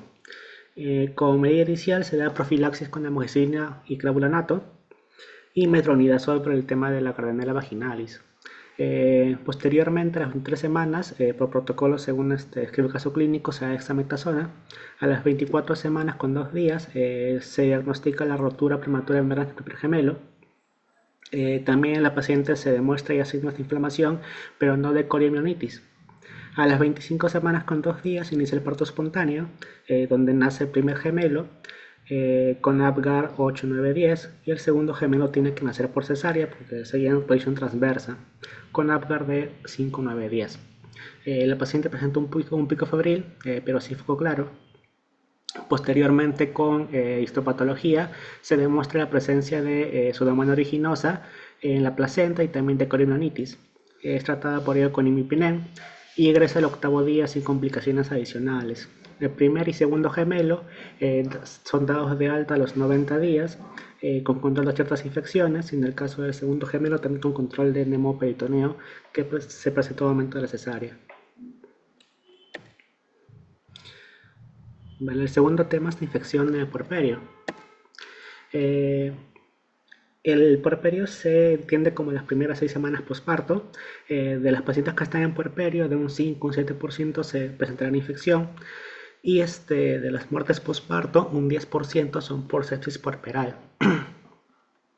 De manera general, la etiología se basa en traumatismos, ya sea por el nacimiento del bebé o por manipulación de la vagina, lo cual afecta el tracto urogenital, lo cual permite la entrada de bacterias. Hay factores de riesgo de la madre como edades extremas, un IMC alto, diabetes mellitus, hipertensión arterial, que tenga vaginosis bacteriana o que esté colonizada por S. galactiae. Factores de riesgo del parto puede ser una cesárea o un intento de parto vaginal después de cesárea fallido, parto prematuro que sea prolongado, la misma rotura prematura de membranas, líquido con contenido meconial, parto instrumentado, que haya habido extensión manual de la placenta, retención de productos de la gestación, de la concepción, uso de fonda Foley y hemorragia posparto.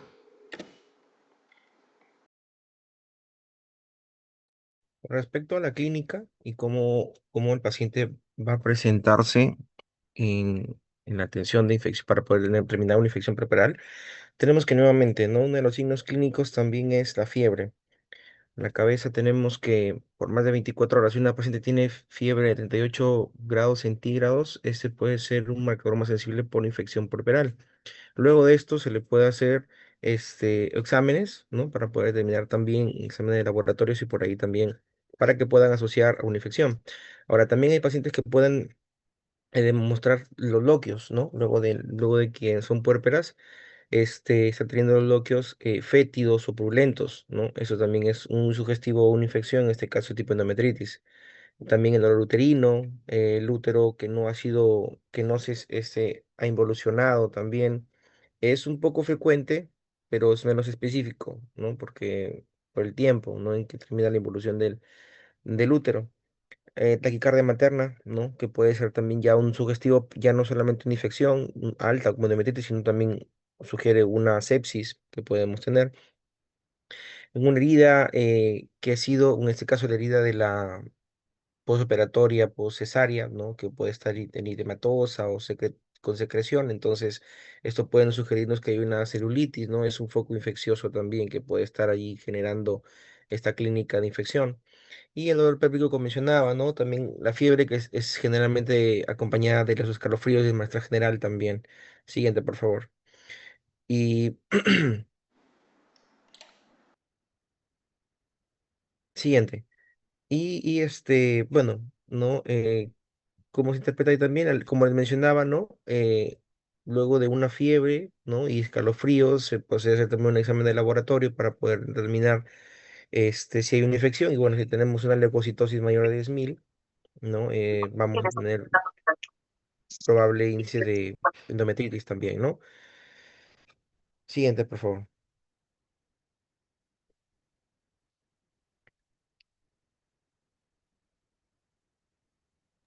Bien, el diagnóstico es netamente clínico. En este caso, tenemos que ver la temperatura de la paciente puérpera, ¿no? Sabemos que en el primer día hay una fiebre que es fisiológica, ¿no? Sin embargo, hay otras fiebres que pasan del primer día, del segundo al tercer día, ya es algo patológico. Por lo que al tener en cuenta y ver este signo de fiebre que no está en el primer día, es indicatorio de que algo no está bien. Puede haber un signo temprano de infección por ejemplo, taquicardia, bloques purulentos, como ya se mencionó, o fétidos, una frecuencia respiratoria elevada, leucocitosis mayor o igual a 15.000, neutrofilia, un VSG mayor a 40, ¿no? Dolor abdominal, ¿no? Lo típico, y un útero que no involuciona, ¿no? Su involucionado que se mantiene todavía ahí, ¿no? Lo principal es, como todo, una exploración física correcta, un hemocultivo en este caso. Cultivo de orina también se puede pedir. Y en el caso de un cultivo endometrial, no es tan directo como se debería pedir. Sin embargo, hay una opción que se podría pedir esto mediante la técnica de el uso de pipetas, ¿no? Tipo pipel, porque lo que uno quiere es tener una muestra directa. Sin embargo, al tú entrar a la cavidad uterina, pues no quieres contaminar la muestra con las bacterias de la cavidad vaginal, por lo que la única manera en la que de verdad se requiera un cultivo endometrial sería pues por el uso de pipetas tipo pipel, como se menciona abajo. Y pues tenemos que tener en cuenta también los factores maternos, ¿no? Como madres inmunodeprimidas, SGB positivo, ¿no? Obesidad, en intraparto, pues una duración prolongada o prematuridad, cesárea, parto instrumentado, un alumbramiento manual, posparto que esté en anemia, ¿no? Otras, pues pedir, ¿no? Podemos pedir también pruebas complementarias como lo pueden ser hemogramas, estudios de coagulación, marcadores de inflamación, sedimento urinario, una ecografía ginecológica, ¿no? Para poder evaluar el estado del útero y cultivos si es que esto es necesario. Siguiente. Como tratamiento de infección, según la guía de práctica clínica para la atención de emergencias obstétricas que nos da el Estado, tenemos bueno, los niveles de prevención, las medidas generales y el tratamiento luego del tratamiento, digamos, ¿no? Un tratamiento complementario. En este caso, como prevención, lo que nos establece la guía es, generalmente es reducir el tacto vaginal durante el parto y el puerperio. Si es que vemos pacientes que tienen signos clínicos perdón, factores de riesgo para poder tener una infección, entonces se recomienda reducir el tacto vaginal durante estas dos etapas para evitar que el mismo, o sea, este mismo proceso, este mismo método o situación pueda generar un medio de transporte para gérmenes patógenos. Obviamente también durante el proceso de tanto en la exploración materna, ¿no? Como también la misma madre tiene que tener cumplir con con las reglas de asepsia y antisepsia para poder evitar infecciones. Y en los casos de los pacientes que han ido o sea, que han sido tratadas o ingresadas por RPM, es necesario que puedan usar antibióticos una vez inicia el trabajo de parto para evitar que se pueda dar una infección puerperal. Es como una profilaxis. En las medidas generales, pacientes que ya están, han llegado al servicio de emergencia, ¿no? Que están ahí hospitalizadas, se te recomienda en este caso posición absoluto, ¿no? Reposo absoluto en una posición Fowler para que ya puedan eliminar los bloqueos que están teniendo, ¿no? En este caso. El uso de fitotóxicos también es necesario y bueno, se recomienda según la guía una guía permeable de cloruro de sodio con 20 unidades internacionales de oxitocina, y que son 30 gotas por minuto. Se tiene que también que monitorizar toma la temperatura cada 6 horas, y si la temperatura es mayor de 38,5, menciona la guía, se tiene que administrar metamizol de 1 gramo.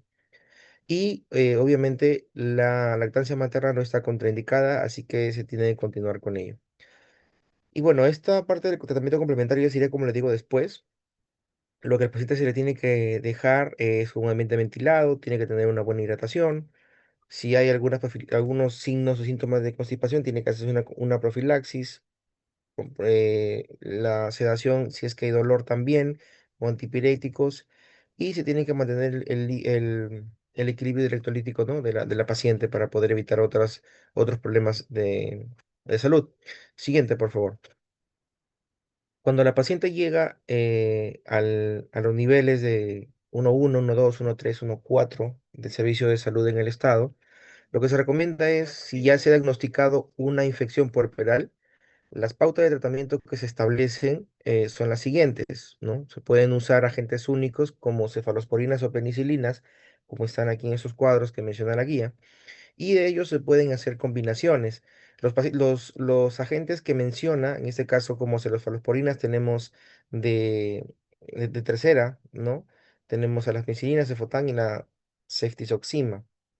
Y las penicilinas que tenemos ampicilina sulbactam, piperazolina o tetraciclina.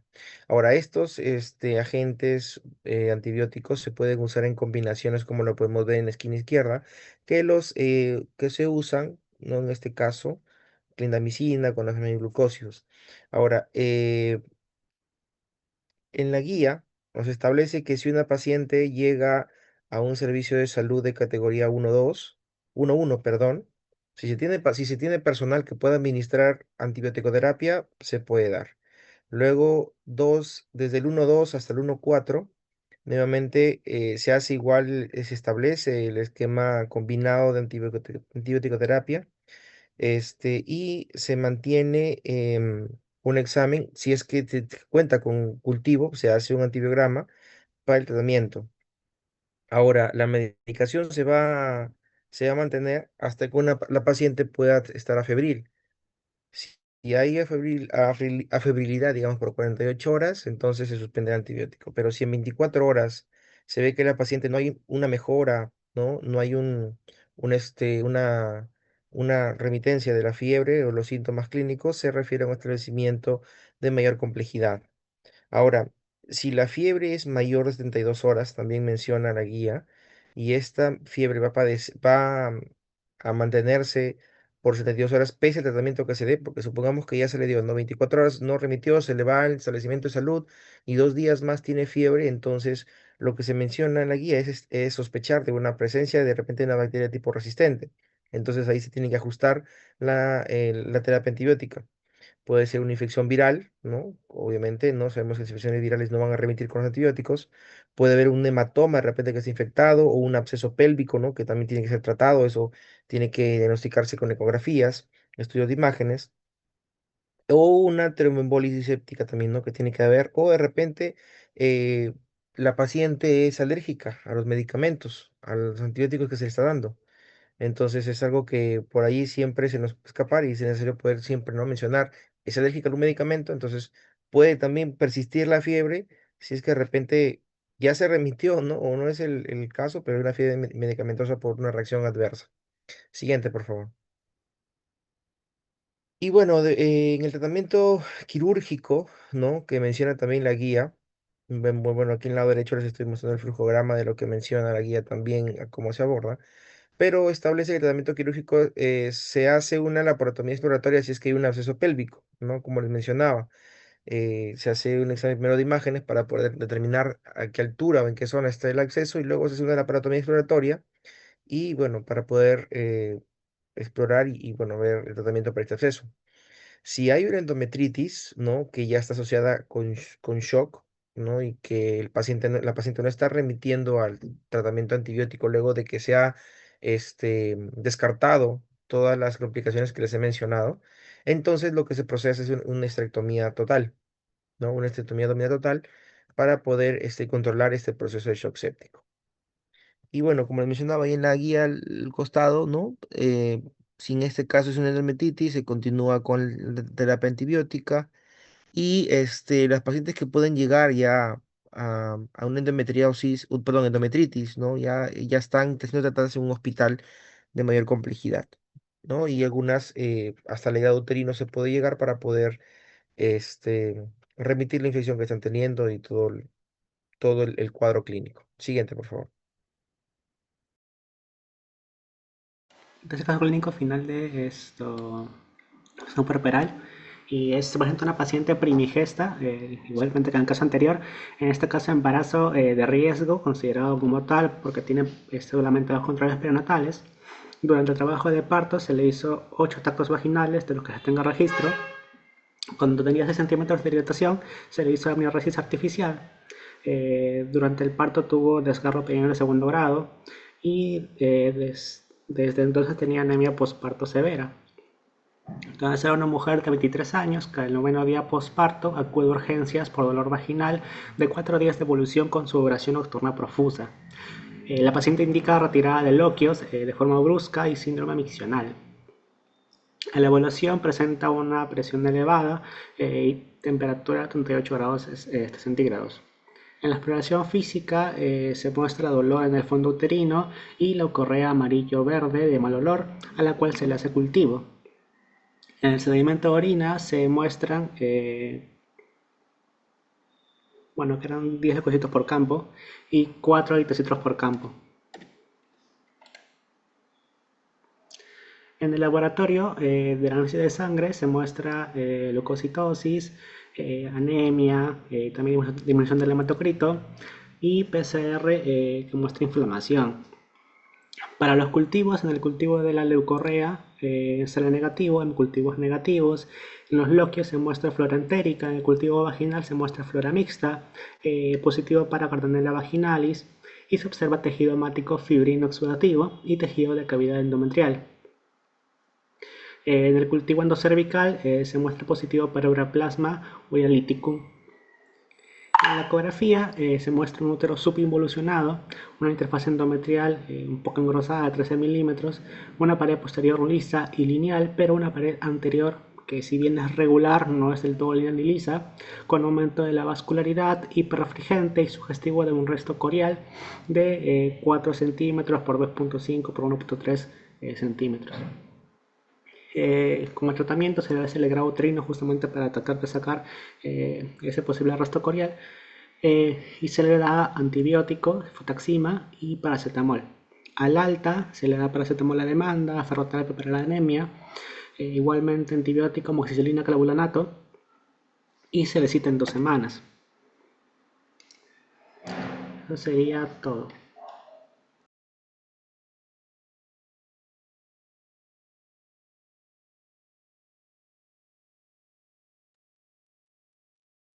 Ya, muchachos.